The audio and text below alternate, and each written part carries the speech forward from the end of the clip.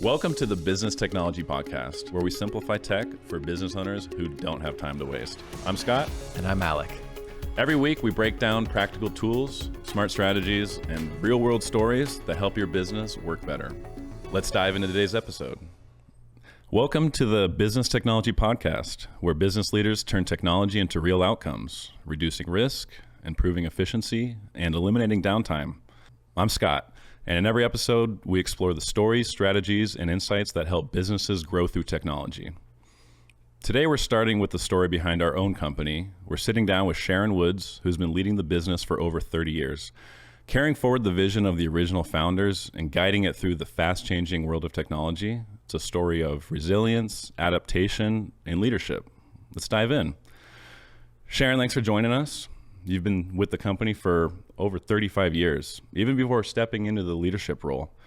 Can you take us back to those early days? What was it like working with the original founders, and how did the company begin evolving with technology from the very start? Okay, well, hello. Thanks for having me. 35 years feels like a really long time, actually, and I was very young when I started. So back in 1990, I was actually hired on by the founders, telecommunications company. They were these two big executive guys that decided they wanted to start their retirement plan, and this was their way to the end. They had worked for a bunch of large corporations and wanted to have their own little piece out there. And I applied for a position in a newspaper. And they liked me because I had small business experience, and they said, come on, join the group. There was 5 of us, and let's get this baby going. So back then it was, learning from these mentors that were big executives for large companies really helped us as a company, because we were allowed to take some of those practices that they believed in and apply them to a small business. And I think it made a big difference in the company. So moving forward 10 years, they were ready to exit. So we had gotten over the big 5-year hump. They say any startup has a 5-year. If you can make it past the 5 years, then you've got it. We made it past the 5 years. All of our, sleeves were rolled up. We were washing windows, taking orders, seeing customers.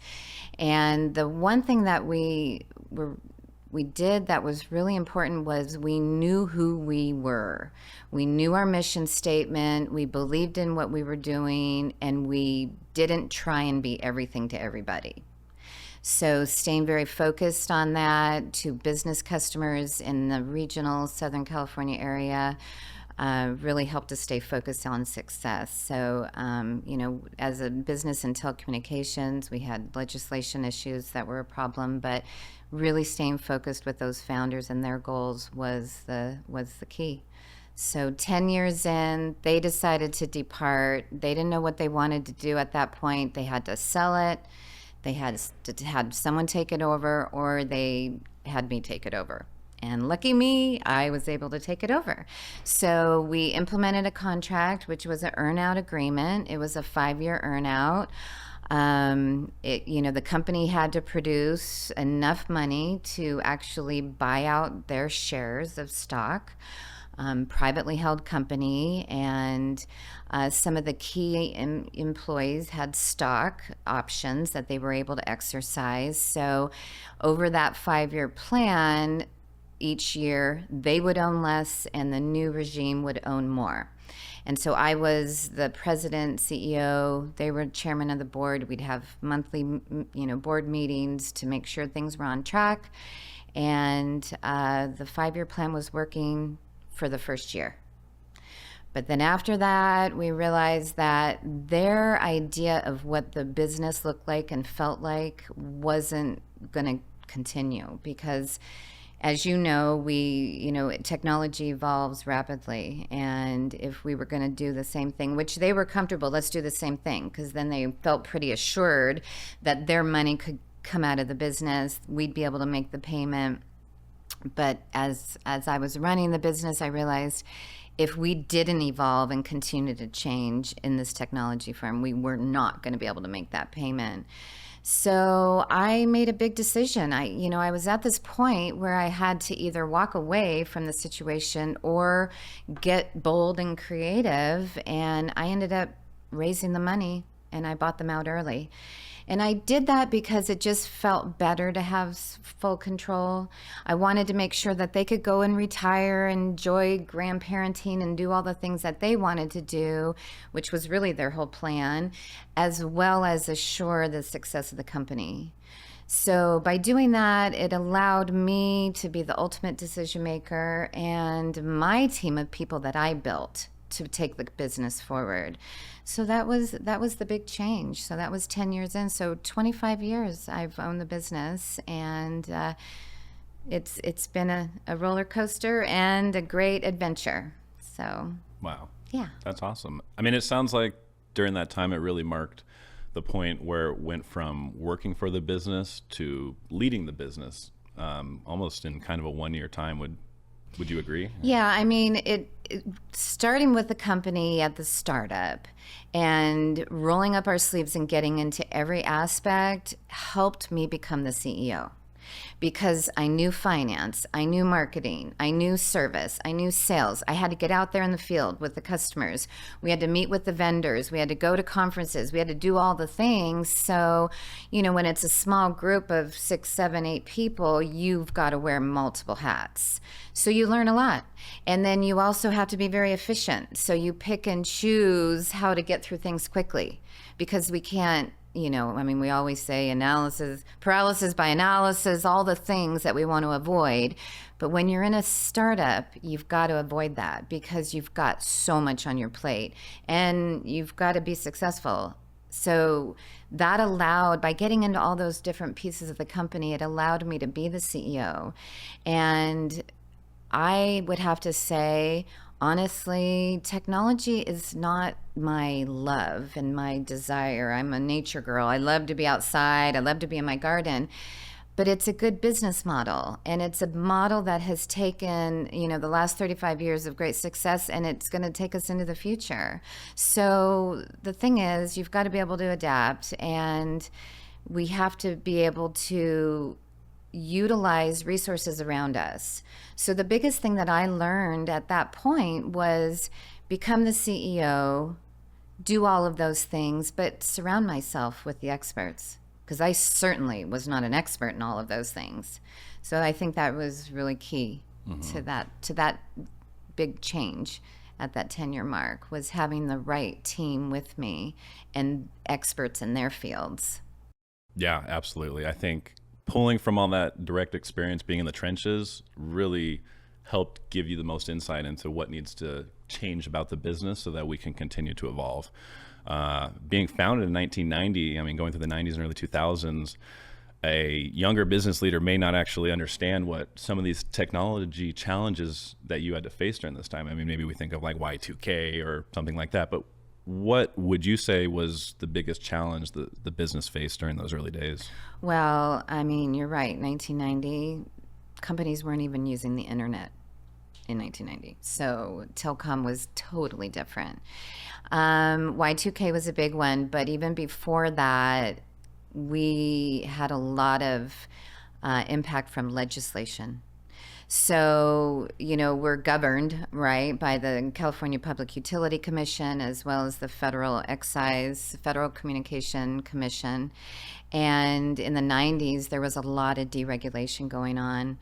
Nobody wanted the big Ma Bell to take over the world, so they wanted to, deregulate. They didn't want monopolies. So in order to do that, there was a lot of price changing. What we had thought were our margins were no longer our margins. There was a lot of splitting up of the business. And so it affected us indirectly, but we had to really alter things to deal with those legislation changes. And then I would think the biggest change at that time, coming into the 2000s, right around Y2K, was the digital space. So, switching telecom has been around for many, many years, since the 60s. In fact, the founder, he was back in the trenches plugging in, switches around the country. So he was old telecom guy. But the digital, the VoIP world is what really changed the landscape of the telecommunications industry. No longer needing that copper, cable in the ground, being able to use the internet to make phone calls. Huge, huge change. And then there was quality issues and everything else because, as soon as you jumped on the internet and tried to make a phone call, there was latency, there was problems. So I would have to say that was probably the biggest change in 10, 12 years in, for sure. That's definitely fascinating. Modern problems don't even sound anything like this. Right. So as you guys were keeping up with the technology landscape externally, what were some of the biggest things you were trying to help your clients with in keeping up? Well, our niche was being a kind of pooling the customer's services all into one umbrella so that they had the volume buyer. I mean, we have customers that are small, medium size. Enterprise really isn't our niche, but the medium sized businesses where they may not have the volume to get the buying power that they want. So what we wanted to do was pool our customers together and get the volume to get the buying power for our customer. So as a concierge type company, we still have really been focused on that relationship with our customer. And that's how we compete against the big guys, is because we have a relationship with our customers. They're not just a number. There's not an auto attendant. You can actually call us and get a live person, and that made a huge difference with the company. Giving those products to our customers and making sure that they had one vendor to deal with. And that still is true for today. I mean, ITS stands for Integrated Telemanagement Services. It could be Integrated Technology Services. That name started 35 years ago, but it really still exists today. So we're integrating all of those services under one umbrella. The value to the customer is they have one point of contact. There's no finger pointing between vendors. They have one invoice that they have to manage. And then we're really an extension of their office.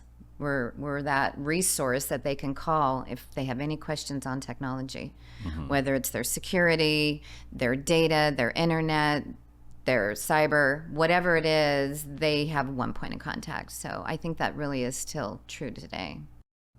Very cool. One thing I want to circle back and touch on is how ITS has been able to keep up with this sort of deregulation, right? If there's a monopoly in a certain technology space that becomes deregulated, that's been where you guys have been able to come in and provide different services, alternative services to people. In contrast to maybe something like today, where we can look at a commodity like internet services, where it doesn't really feel like there are a lot of options. Like you get what you get Spectrum or you get Frontier, and there's only kind of one vendor in each area. Does it feel like it's kind of come full circle, or how have you observed these larger companies, getting more market share? Well, and that is certainly true to say that there are some monopolies out there. I mean, another huge change in that regulatory space under this, deregulation was the cable companies coming into the industry. So, I mean, we'd look back at it and said, those cable companies, they're never going to be in the industry. They're never going to. They're putting coax into homes. They don't have coax in the ground to businesses. So that's so far-fetched to think, that they're going to end up taking over industry space. Or cellular, cellular is never going to be like the main voice connection for a business. Every business is still going to want a phone system. They're not going to completely rely on cellular. It's just not reliable enough, right? So, I mean, here it is 35 years later. Guess what? There is coax going to all of these businesses. There is a lot of companies that are just using cellular, or they're just using Teams, or they're using different types of voice services. So it has really come full circle. We did provide a lot of different opportunities to customers by putting these contracts together, that, buying this volume so that we could deliver them more options, giving them more options. And in a bad economy, I mean, we all know that there's been economy issues over the years, especially the last 35 years, fallout of 2008, all of the different things that have hurt business customers. But we have always been in an alternative. They don't have to go to AT&T. They don't have to go to Spectrum. They can come to ITS and have options. So it really was important for us to give the customers options.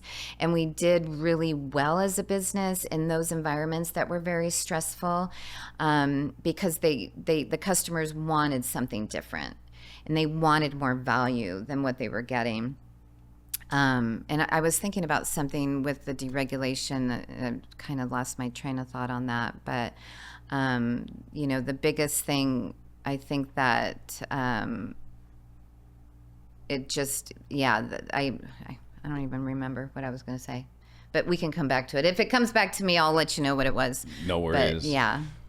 So, I mean, you've shared a couple of examples of kind of a technology shift, right? The days before internet to post-internet world and things like that. Was there any major technology change that you feel like forced the company to change in a major way?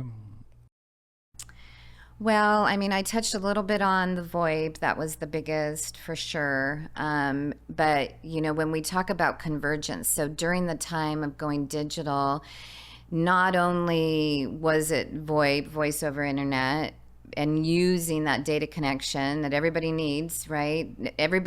No one's going to need less data connections than they have today. I mean, it's just continuing to go up. But the other big impact of that was, consolidating really their need of their network and their computers. So that convergence was the biggest change for us as a company too. And I know some telecommunication companies are just touching on that now, but that convergence into the digital world meant that we should be touching their computers. We should be touching their routers. We should be touching that whole package. So rather than just doing their phone system and their phone connection and their, data connection and making sure that worked, we realized now we're touching more than that. So let's do all of it. Let's do the network. Let's assure the quality. Let's assure those routers are using the data properly versus the voice properly, making sure that the customer's needs are met, whether they had a big need for security or not. So that was a huge change. And I just remembered what I was going to say when you were talking about kind of deregulation, and our biggest change was our industry evolved so much, and I think what helped with our success as a company was taking a conservative approach. So back in the 90s and 2000, there was over 300 companies like ITS out there. It was a big niche. They were like, deregulation, there's all this opportunity. These companies want more than AT&T. They want other companies so that they have choices, right? Because everybody wants choices. And so there was an influx of companies coming into this industry, and there were some high margins to be made, for sure. Everybody didn't know what was going on, so they were like, let me do all these different routing. We would do it was telecommunication related stuff. So we would terminate traffic, we would originate traffic, we would bundle stuff, we would buy pieces of things from different vendors and put it all together and make a whole network, and it got kind of complicated. And then companies were buying switches. They thought, I don't need to just buy it from a big company out there. I can buy my own switch, and I can start switching traffic. I can put together a wireless network. I can put together, antennas and create this. But the problem is that meant a lot of small businesses were doing it, and that meant margins for them, high amount of money for the customer or for the company, but the quality wasn't there. So it really ended up hurting the end user, the customer, because when you've got a big company like a AT&T or a Verizon or anybody else or Frontier, that they've got the infrastructure to support, and they have the quality in place, and they've got the backup in place, and they've got the technicians in place, and they've got the redundancy in place. Well, then you go to a small guy, and all of a sudden you can't make a call, or your internet connection is not working, or you've been hacked. And so that's one thing that set ITS apart over this big 35-year span was we didn't reach for those high margins. We stayed very conservative. We didn't want to get too greedy. We wanted to really keep the customer in mind. And so we kept on track with those goals and that mission of staying with the idea that the customer is the number one. We want to stay conservative. Our margins are fine. We can pay our bills and we can continue investing back into the company. We don't need these big, huge amounts of money coming in to be a good company. And I'd have to say it helped. And all those 300 customer or companies that were out there, they're not around anymore. So they've had to go out of business. They've had to sell their switches or decommission their switches. So and it kept us light on our feet. I mean, over the years, networking with other industry owners and CEOs in my field, they just kept saying, why didn't I do what you did? Why didn't we stay light and nimble? Why did I have to buy a switch? Because you buy a switch, then you've got to have a technician 24/7, all these things. And as a company where we're able to just resell the large companies, it kept us high quality and for a good price, and it kept us conservative. So I think it really helped. I mean, the Nordstrom way was always a thing for us.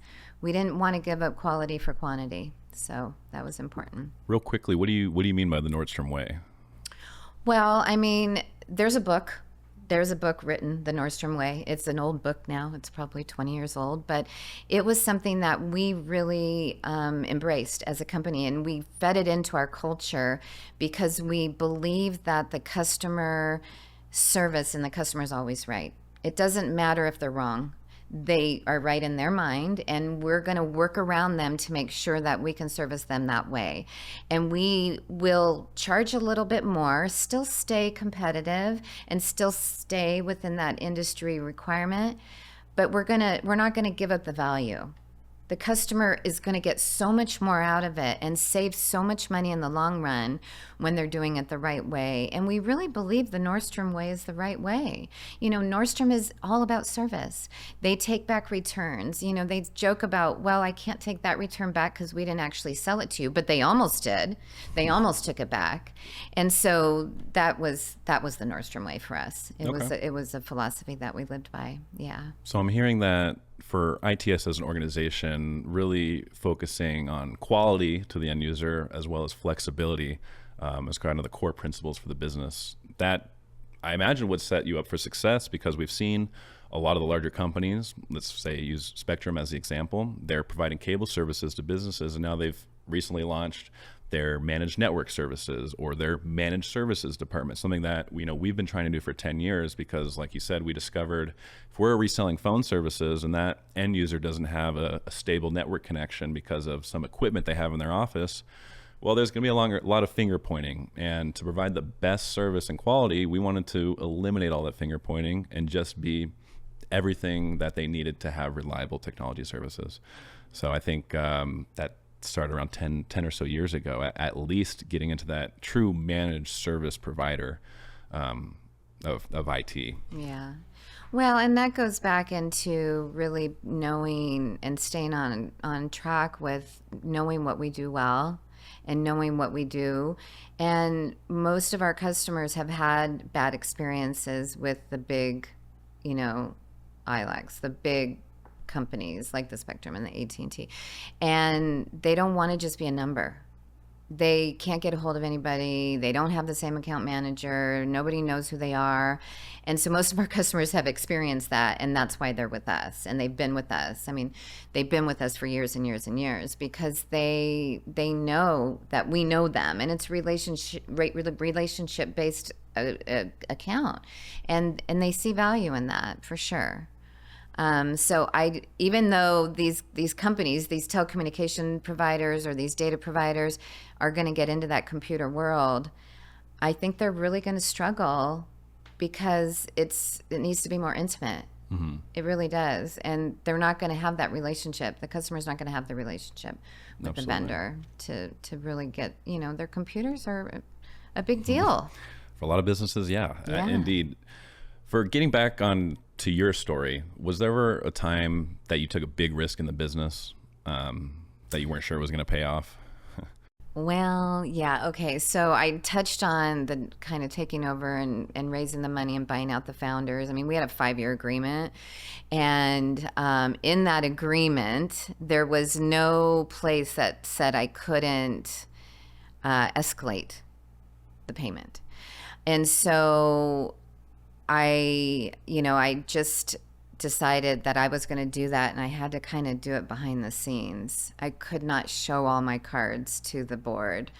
Um, I was going to be the receiving owner at the end, and unfortunately, there was also an employee that was on the team that was an older employee. He was brought in from the founders because they felt an obligation to him. But I mean, I was pretty young. Also, being a female in a male dominated industry, I had my cards against me. But I had to actually raise the money and take and provide them a payment and a check kind of out of the blue. And so that was my biggest risk. And it was a little intimidating because I had a team at the business that were loyal to me, that had been working for me, that they were going to be the team taking over. And I actually was found out ahead of time. So I was in Vancouver with one of my VPs. We were at a vendor meeting a guy up there about doing some voice, work for us. And there was an emergency board meeting called because I was found out. And so they thought, wow, whoa, like what's happening? Board meeting. So immediately get on a plane, fly back, and we have an board meeting. And I luckily had the timing down where that day I was able to get their checks from the bank. And so at this emergency board meeting, I was able to actually provide them their full payment in full. So there was a few things we had to negotiate. They had a 5-year plan of benefits and some other things that they were relying on. So we did get that negotiated in this emergency meeting, but it could have gone really wrong because I did end up terminating that other guy that they brought on that I felt was a huge liability. He was not somebody I wanted to have in my partnership. So, and he was bought out. He had some interest, and so he was able to go and move away and retire nicely. But so that was kind of a big deal because he wasn't going to be part of the new plan. Yeah, that sounds like a huge moment for the business, and clearly it's been going very successful since then. Mm-hmm. So we're happy that it did. Talking about being in a male-dominated space, you're one of the only female CEOs, owners in this type of world. You go to conferences and network with other CEOs that are usually 50 and 60-year-old white men. Do you think about that ever? Does it provide any additional challenges? I mean, it did for sure. It doesn't. I don't really think about it anymore because at my ripe old age, I'm like, I'm just up there with you guys. But when I was younger, female, I definitely thought about it a lot. I did feel like I needed to be charming. Charming did get me a lot further. I think, holding myself well, being charming and also being smart went a long ways, because I was able to talk to them about the business in a way that they respected. So I earned the respect of other people in the industry and did a lot of networking back then. I felt one of the things I felt was very important, and I learned this from my predecessor, actually. And, he was the same age as my father. So he kind of looked at me as a daughter in a way, but I gave him the confidence to be able to put his retirement plan in my hands. So that was great. And I think he liked the idea that I knew a lot about the business and all the aspects of it, and I could work through things pretty quickly. I wasn't dragging stuff down. It was quick. And, so really being able to network was important. I never felt that I wanted to not share with other competitors. Some companies are like, I don't want to talk to the competition. I don't want anybody to know. This is trade secret. Darn, this is my thing. And I felt just the opposite. I thought, we all are in this together. There are so many businesses in Southern California. There is no reason why there's not enough for all of us to share. So let's network together. Let's share our ideas. Let's put consortiums together. Let's really lean on each other. And I mean, how else are you going to learn unless you're networking with people in the industry? And, I did CEO roundtables, all kinds of different things, but I felt that was really important. And so then when you're talking in that roundtable environment and people are sharing vulnerabilities and they're talking about employee issues and they're talking about how do I grow and what margin should I do and this customer this and liability that, and we're like, here, this is what I did, or this is how then all of a sudden you're earning the respect. And so that was I felt how it worked for me, and being able to gain the respect of a male-dominated industry was just getting up there and playing with the big dogs. And I do have to say, they probably liked the charm a little bit too. I think if I was a frumpy person that just was maybe they would have been okay if I was smart enough only. But I think it was honestly to be a little bit of both. They like spending their time, so that was good. Bring a little charm, a little enthusiasm. Yeah, big believer a lot of talent as well. Yeah, talent, but also kindness, charm, being able to be someone they enjoy. You get a lot further in life, I think, with kindness, right? Yeah, just being nice to hang around. Yeah. Would you say anything to that younger female CEO out there that may motivate them or be helpful in this? I mean, for sure, networking is really important. And sharing ideas and networking with all types is so beneficial. And also really knowing how to pick your battles, because we can't pick all the battles. And I think picking your battles and really staying focused on the mission and just staying on that mission and not veering off. Don't be all things to all people. Do what you do and do it really well. Okay. It's a good message to leave with. I have a couple more questions here. And it was similar to what I actually already just asked you, but it's if you could go back and give your younger self one piece of advice before taking on that leadership role, what would it be? That's a hard question. I mean, I think back, I was, married, I had 3 kids, balancing life. I really wanted to create this life-work balance. If I had to tell my younger self, I mean, if I had to tell anybody young anything, and I tell my kids, my younger kids, things like this, like, get ready to start. I don't care what you're doing. I don't care if you don't know what you're doing. Just do it. Don't overthink it. Just get going on it. Always follow your instincts and look for opportunities. Anytime there's an opportunity, keep as many opportunities as you can open. And it'll fall in your lap. Okay. That would be, just start. Just start doing things and don't wait. Absolutely. Yeah. Try to embody bias towards action is a phrase I used to like to use a lot. So, and what advice would you give other business owners on how they can keep up with technology, something you've done so well? Well, I mean, technology specifically, we wanted to be leading edge, but not necessarily bleeding edge. You'll get some guys that really want to take everything on and be forward on all things technology. But, technology evolves and changes, gets tested just like anything else. So, again, networking, reading, knowing what the experts are saying, seeing what other companies are doing, and following that lead. Try not to reinvent the wheel and think that what might be better than what everybody else knows. Talk to your neighbors, see what they're doing. What is working well for them and what isn't working well. And stay leading, but don't get too crazy, Yeah, I feel like I see a lot of that recently with all these AI trends and using all these agents to do all these tasks that ultimately kind of screw up and fail because, they're a little too bleeding edge, so to speak. Well, that's been awesome. I feel like I learned a lot more about the business. Hopefully everyone listening right now gets a better understanding of who Sharon Woods is and what this business means to her. One thing I want to talk about on the side is what you're not doing when you're running the business, which is, I believe, being a part of a band, right? Can you tell me a little bit? Yes, Tell the audience a little about that. The Lake Sirens.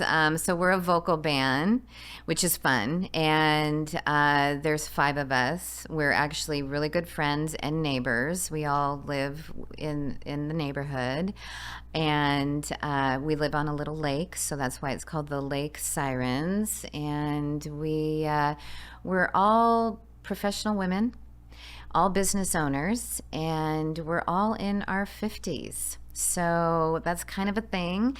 And we started a rock band in our 50s. So it's a vocal band. So none of us play instruments, but we have the opportunity to record music with the best, musicians. We're very, very fortunate, and we write music. So it's a creative outlet for us. We come up with an idea, and then we, as 5 women who all do things, we collaborate on writing music, and we all bring our ideas and thoughts into it. We have a Christmas song. We've got Our Best Years. It's coming out this month at the end of September. We've got a beautiful ballad called Satellite that's coming out next month. That song means a lot to me because the satellite is really talking about our little angels up there in the universe, and we all got them. I've got my sister and, of course, my parents and others, but we all have had loss in our lives, and so as we get older, we're all getting older, we tend to have more loss in our lives. So this song was really meaningful to us. In fact, when we were writing it, we were crying and sharing our stories, and lights were doing weird things, and we thought, our satellites are here. I mean, it's pretty special. So it's been a lot of fun. We did our recent big performance locally, so that was great. We got a nice reception from friends and family and neighbors. So I don't know how much live we'll do, but we'll continue writing and recording in the studio, and keep it going. We love putting it out there, and we just think music is great for the heart and good for the soul and good for our brains. And we think it's important to just keep growing as individuals, to never stop growing and taking on things and having courage. I mean, I had never been on stage. I don't even do really sales for the business. So for me, that was a big deal to get out there and actually get up there and put myself. So courage was a big one. So anything that anybody can do that can continue taking on more challenges and courage and growing and learning, I think is good for you, right? Absolutely. We're all trying to be lifelong learners and stick with that growth mindset. That's especially important for business leaders. You gotta keep up, and you've clearly done the same. So go listen to Lake Sirens on Spotify, Apple Music, or whatever. Yep. Follow us on Instagram, the Lake Sirens. Is there anything else you'd like to share while you're on our podcast to any business leaders out there? I mean, the only other thing that I have also felt is so important to the success of the business is the culture. You know, we've taken, I started by saying we embrace the big executive way when we started the business. We don't want to put too much red tape in place because we want to be nimble, like we touched on.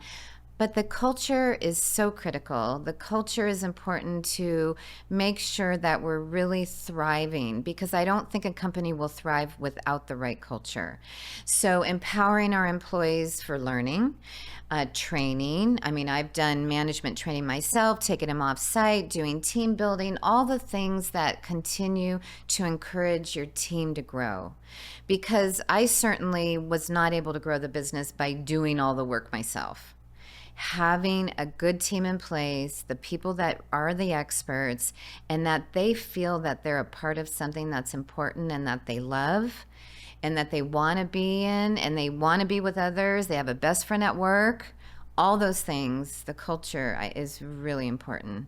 So I think that is a big consideration for businesses that are either starting up or at that point where they're unable to grow past that, mom and pop size. They've got a few employees, but they don't know how to get over that leap. And trust yourself, trust your investment into other people.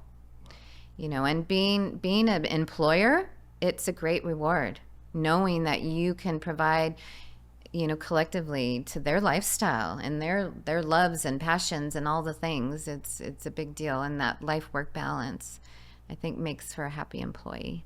So. Well, that's awesome. I mean, there's a lot we can spin off of this. We could probably get entire episodes just to talk about culture, keeping up with technology. There's plenty we'll go into, but for today's purpose, I felt like we have captured kind of your story and how it's evolved and sort of, what you're doing now. So thank you very much. Thank you for having me. It's a story I do enjoy sharing. It's been a fun journey. So yeah, if you enjoyed today's conversation, make sure to follow the podcast and share with another business leader who'd benefit from it. So thanks for listening. We'll see you next time. So that's it for today's episode of the Business Technology Podcast. Our goal is simple: to be your go-to resource for all things business technology. If you have any questions, leave them in the comments. You can also find us on Apple Podcasts, Spotify, and YouTube. If you'd like more information about ITS, you can find us on Instagram at ITS Telecom, or you can find us on LinkedIn at Integrated Telemanagement Services. Both are linked in the show notes. Thanks for listening, and we'll catch you on a later episode.